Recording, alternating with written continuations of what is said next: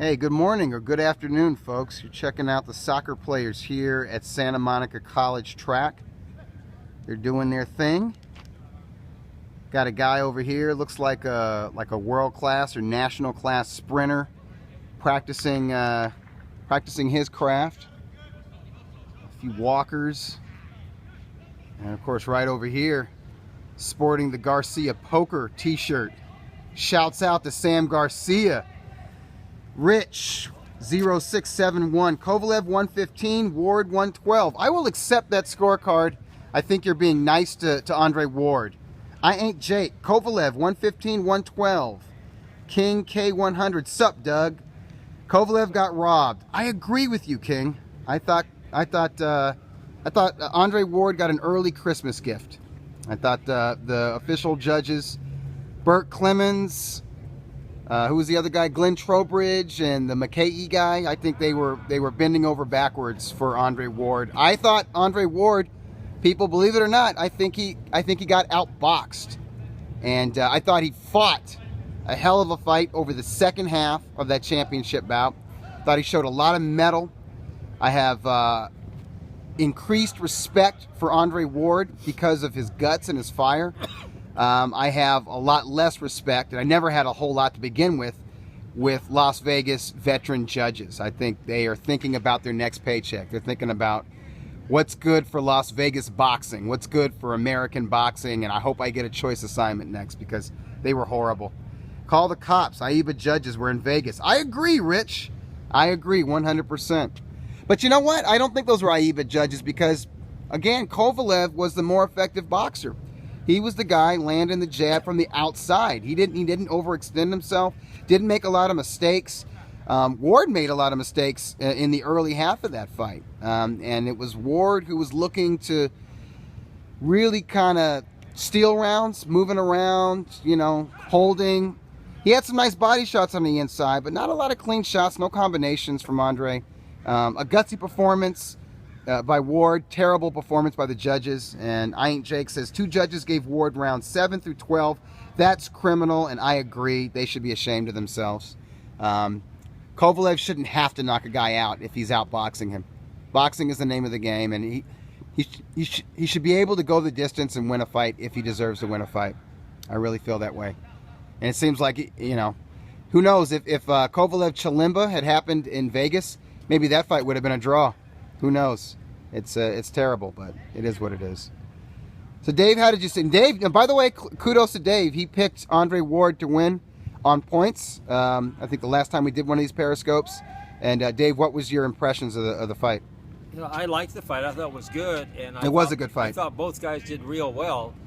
And I loved John David Jackson. He's so cool and he's so good. Maybe too cool. Maybe a little bit. Maybe he needed to be cracking the whip. I don't know. I think that he had a good game plan. I'll give him that much. Kovalev was in total control. I mean, the fight wasn't even close. Ward never threw a combination the whole fight, but that he got knocked down like that was a big knockdown. They came back.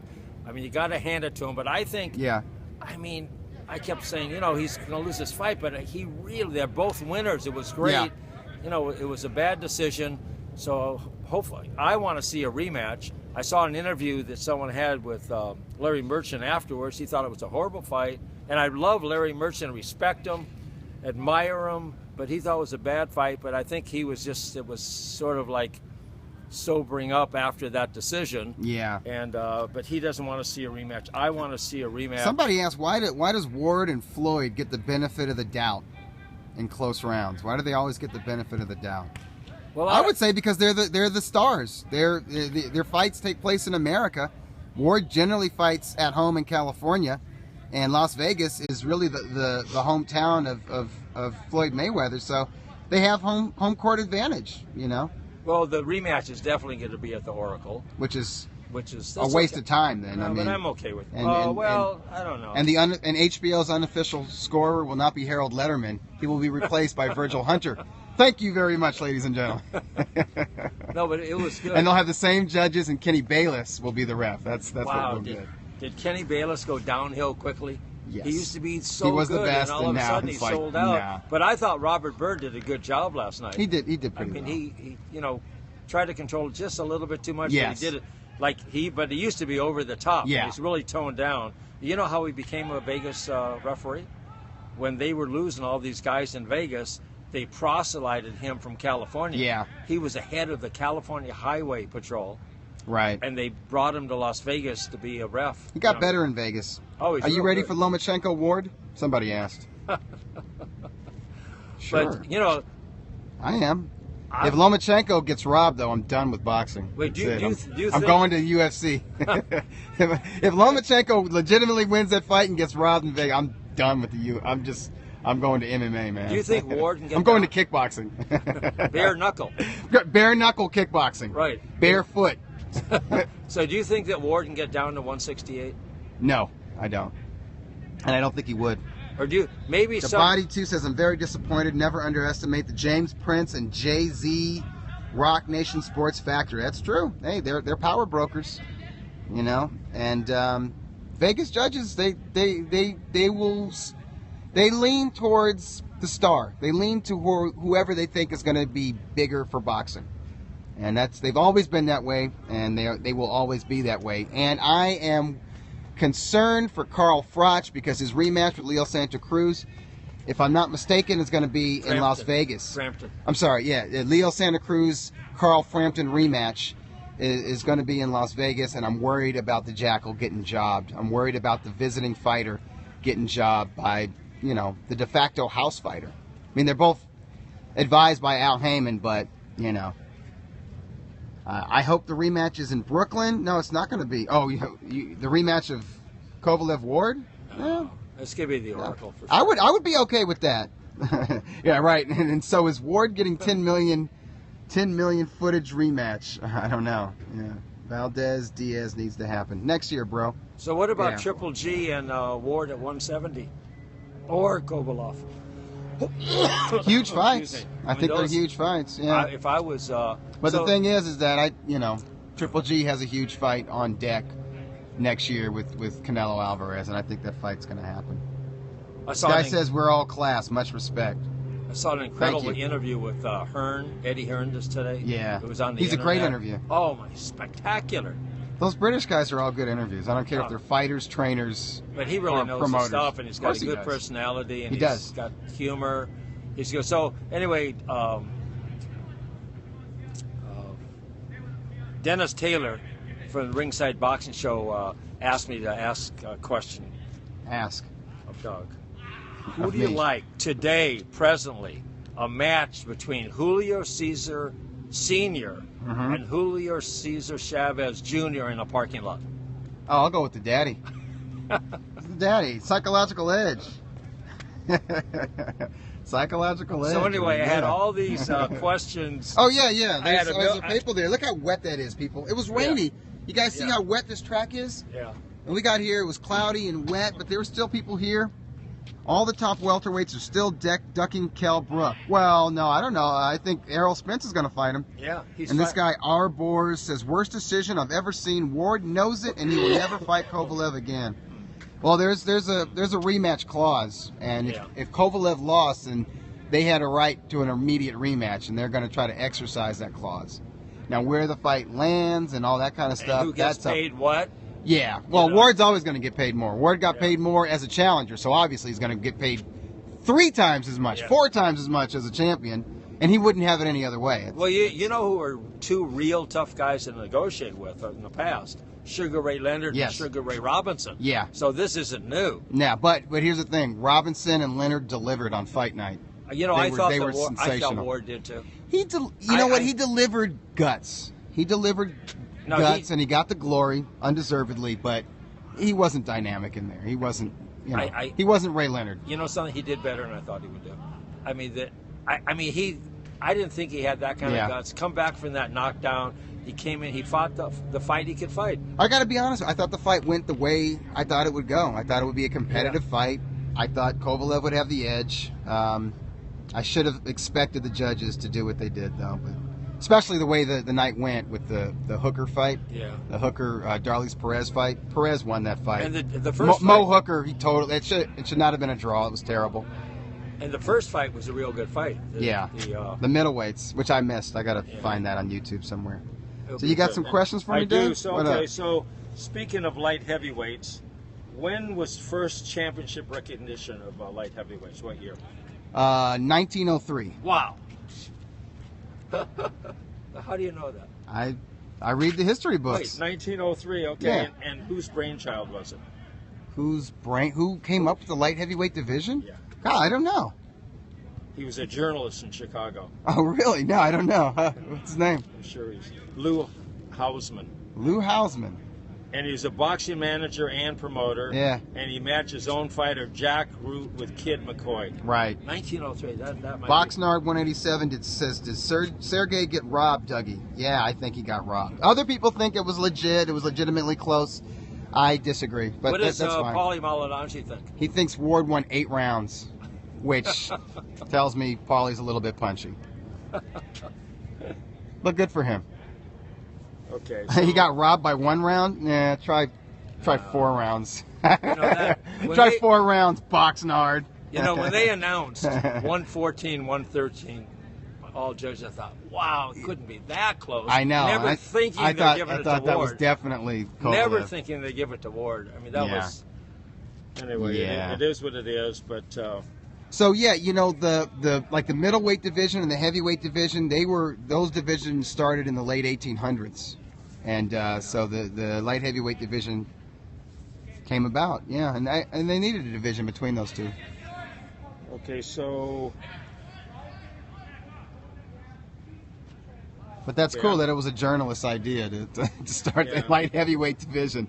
Journalist and fight manager. Yeah, I'm sure he was a cool writer. So I had all these questions that I had done the week before. We didn't come last week. You over-prepared, Dave. And I couldn't find them. Yeah, see, so I did this at the last minute. I was even late for Dougie.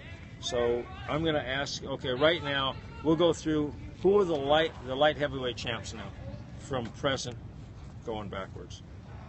Well, WBC champ is Adonis Stevenson, and no one cares about him. Well, let's do this. Andre Ward won the IBF, WBA, and WBO belts from Sergey Kovalev. Kovalev won the IBF and WBA belts from Bernard Hopkins. And Bernard Hopkins won the IBF belt from Tavoris Cloud and the WBA belt from Vibut Shumanov.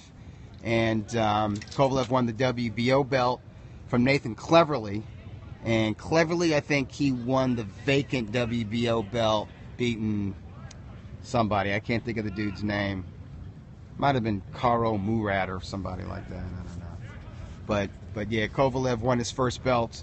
I think it was 2013 against Nathan Cleverly. And he traveled to Wales to win that belt, and then he won by stoppage. So, did you want to jump rope today? Oh shoot, man! Okay, yeah, okay. Let's do this. Wait, which way do I do this? You're gonna look at this. This way? No, you're looking at yourself. Oh, okay. There you go. So let's do this. Let's do this. I'm gonna get my stopwatch. Let's see how long you can jump rope. You want to do that? Sure. Okay, let's see how long. I haven't jumped rope in over 2 weeks. Okay, so. And I am completely. Okay, let me ask you this. So, how long do you think you can jump rope? Just jumping rope. Me? Not talking, just jumping rope. Not that long. What do you think? I don't know, a minute. Okay, let's see. Okay, so I'm going to time you. All right. I'm going to time you. Okay, here we go. Yep, see, I've already... Okay, wait. I've already tripped up. Okay. Feel free to read questions or ask me any comments or whatever. So you're repping Garcia Poker.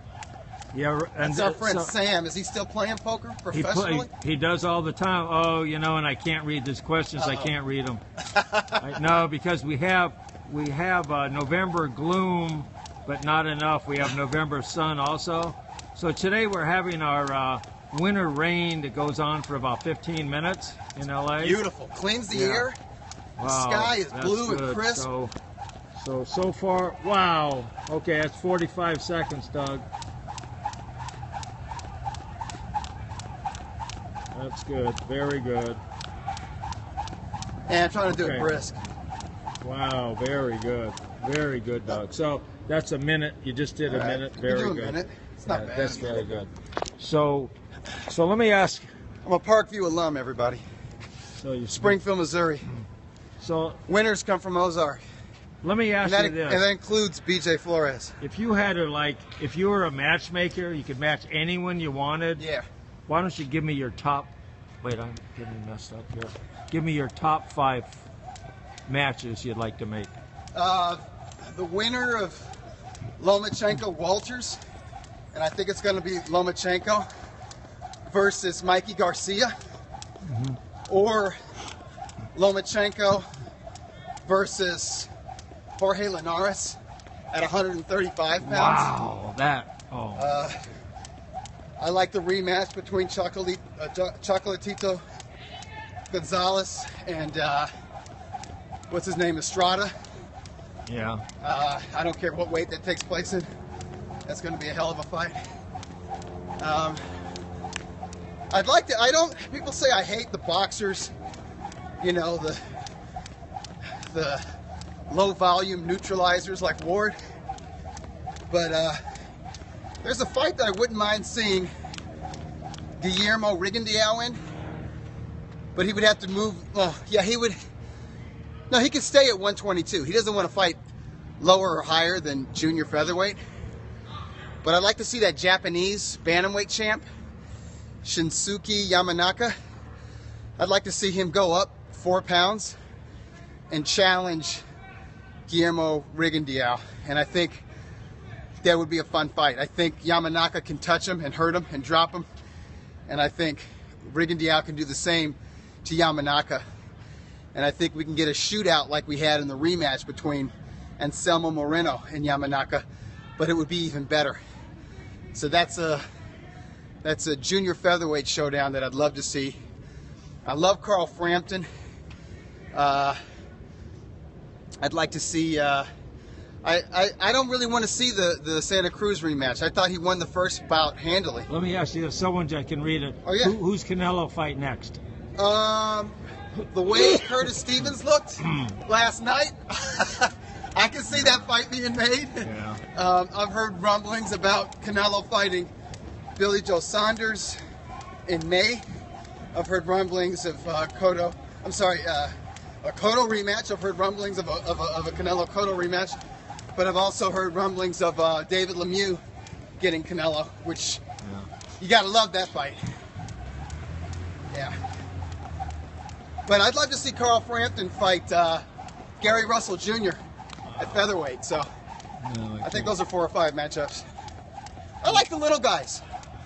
I like lighter weight fighters. So what's your favorite venue? My favorite place to see a club fight, I like the Quiet Cannon. I like Thompson Boxing's club show at the Doubletree in Ontario. I like Golden Boy's Belasco series. I'd love to just be there as a fan. I like the Forum, I think, right now is my favorite big venue.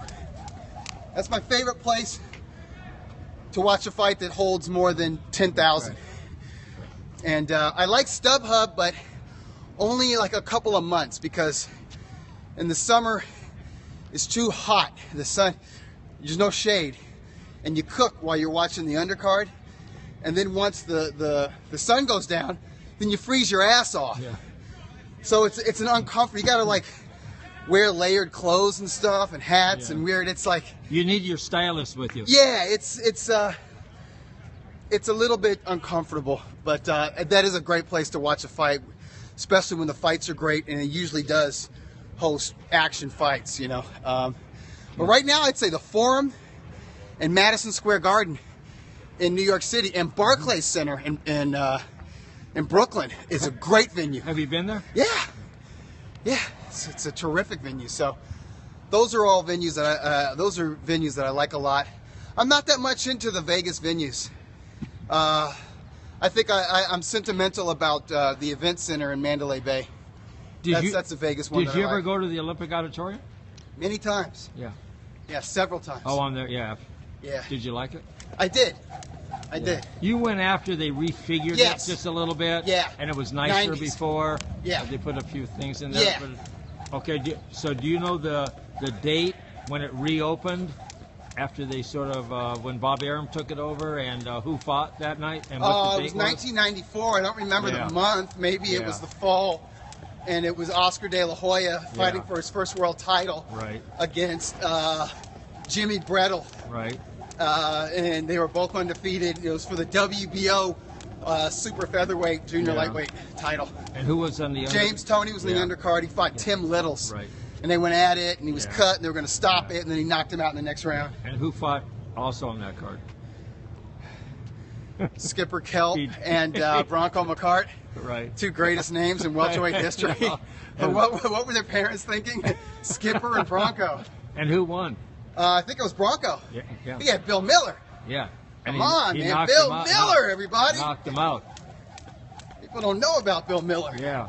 March 5th, 1994. Yeah. Oh, it was March. It was it was spring. It was spring, or not even spring. It was early. March 5th. Yeah. I thought it was later than that. Yeah. Okay. And who was Bob Arum's right-hand man there? At the forum? No, at the Olympic, running the Olympic Auditorium for him. Oh, I don't know. Dan Goosen. Oh, Dan, that's right. He was vice president. It's after he closed up Ten Goosen. Yeah, it took his talent over to. He took the Rayless brothers over to Top Rank. That's right. I remember that. Yeah. You have a good memory, Dougie. It's okay. And you can jump rope. For like maybe a minute. And I think you should sue John David Jackson. He's trying to look like you. No, I'm trying to look like John. No, he's trying to look like you. The same thing. Hey, John David Jackson's in his 50s. He's got. I think he has some gray hairs if you look real closely, but I've got 3 times as many gray hairs as John David's. Hey, is he the coolest guy of all time? He's a cool cat, man. Wow, I love that guy. He was a hell of a fighter and too. You know, he's a great fighter. And he's got great game plans against boxers, because you're not going to see somebody give Andre Ward that much trouble. Everyone's arguing, oh no, it's a legit decision. It was fair. Like, you know, guys, even if that was a legit decision, Andre Ward lost, in your view, 5 rounds to this cat from Russia. And it wasn't just due to power. You know what I'm saying? No, he's a great boxer. Yeah, he's an underrated boxer. Yeah. Jackson's an underrated trainer. And I think boxing got it wrong last night. I really do. He was sort of like Hearns was a great boxer. Yeah, boxer-puncher. Yeah. And great from a distance. Yeah. Absolutely. Sort of, they remind me of each other just a little bit. Just Crusher and the Hitman. The Crusher. Hey, that was, anyway, it was fun. I mean, it was really good. Anyway, Dougie, I think that's about it. Yeah. You're jumping rope real well. You look good. I'm doing this nice little casual kind of. Yeah, we just ran. This is the. Wow. This is the running one. Wait, that's very good. And we did about, I think we did about 800. That's good. Now we're going to do a 300 and maybe a 400. Oh my God. It's beautiful out here. It's just going to be a 300. Yeah. Anyway. Take it easy, everybody. Always remember to take the high road. Take your naps too. Get lots of rest. I'm going to try to take the high road on the mailbag. Hopefully folks don't piss me off or whatever, but I will include every email. I don't care if you're pro Ward, if you love the judges, if you think Rock Nation is the greatest promoter in boxing, that's fine. You know, everyone's entitled to their opinion, and I'll share mine. So be sure to read the mailbag tomorrow. ringtv.com. Anyway, have a great weekend. Great week.